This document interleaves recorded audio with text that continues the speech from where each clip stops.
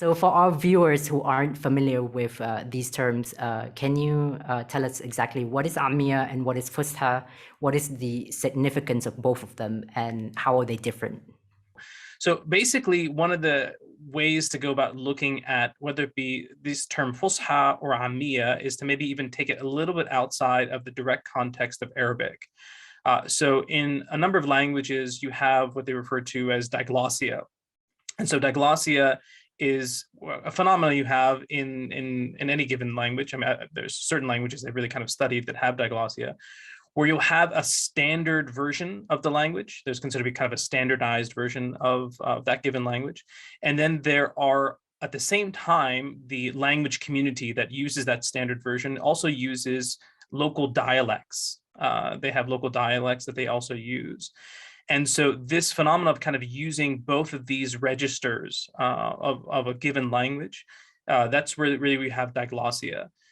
So when thinking about it in Arabic, and in the context of Arabic specifically, you're going to have a really wide debate as to how we go about, determining and actually putting down particular lines. Where does the standard version begin and where does the standard version end, and where do particular dialects begin and end?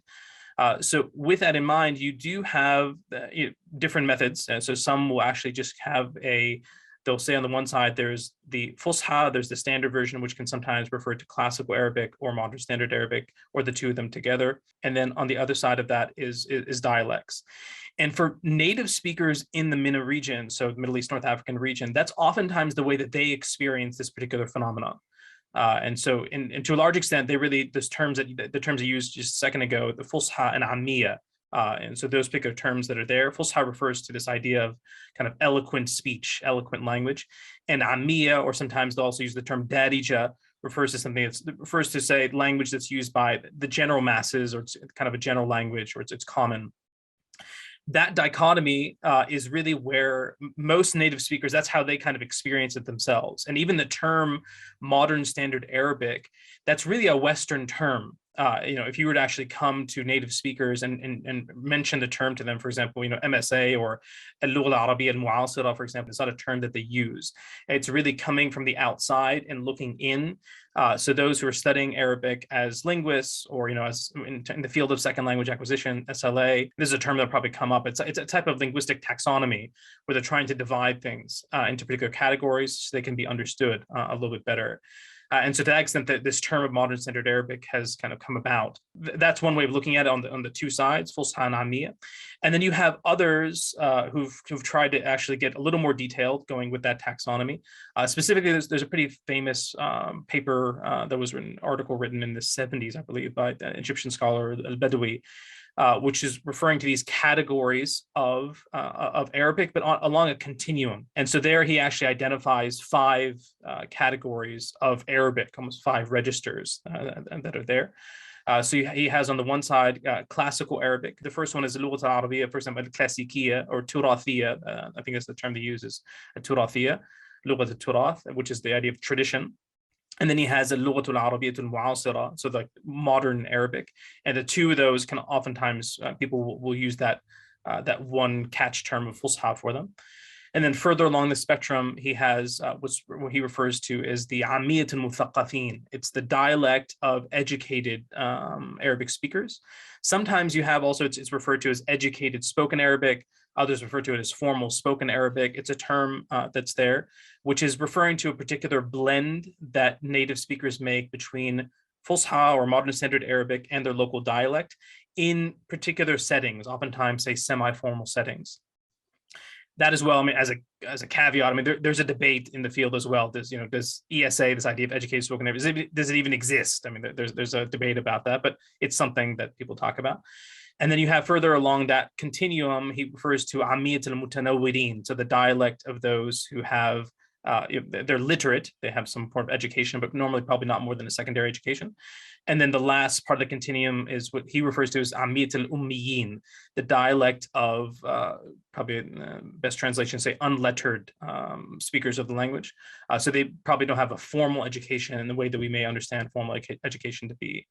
So that kind of spectrum, you could say there's two different ways, whether either just the dichotomy or looking at it on this continuum is one of kind of, you could say, an entry point into thinking about the differences. So basically, in terms of when teasing out the difference between MSA and dialect as well, to kind of try to emphasize this point about how the two of them relate to each other. So there's a term that uses code switching.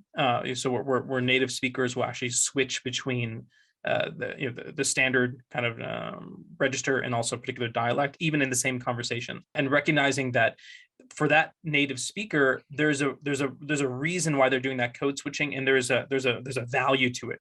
So they actually will look at things when they try to distinguish between, say, this concept of diglossia. Some of the things that you could say that some of the metrics they'll use for determining the differences between them will be ideas that you have, the standard version will oftentimes there's a particular standardization of the grammar. With the standard version, there's a standard nature that you have for pronunciation. There's also an idea of it's a prestige language that you get a prestige register that comes with it.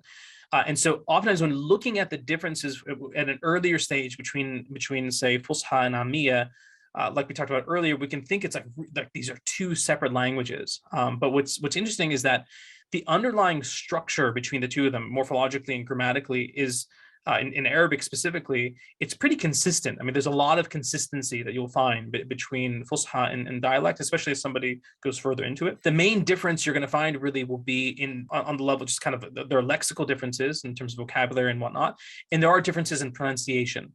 Those will be kind of significant at times. And especially as you get to kind of further part, like kind of wider in the region, trying to think about it in the context of code switching, that it's less about looking at the structures and the differences, but look almost at the idea of they refer to as functional diglossia, that what's the function that this particular register is serving in society. So with a prestige language, when somebody is, say, for example, speaking in a semi-formal situation or formal situation, they may be using a particular amount of MSA, but in that same context, they want to tell a joke, or they want to, for example, lighten the mood a little bit, just, without a joke, but just kind of say, oh, what time's lunch or something. They may kind of shift into their dialect. And so for some of us, we may think about in our own native languages that, if you get up to give a speech, you may be giving kind of a formal speech, but you'll shift into kind of like, a local, joke, or a local, you'll mention a line from a song or whatever it may be. That same feeling as to why you did that and why you're kind of engaging with that is a big part of this kind of motivating factor with code switching, where that we're looking at it as almost the function that's coming with it, as opposed to the specifics like sounds and vocabulary words, and that may assist in really seeing how you can link between the two.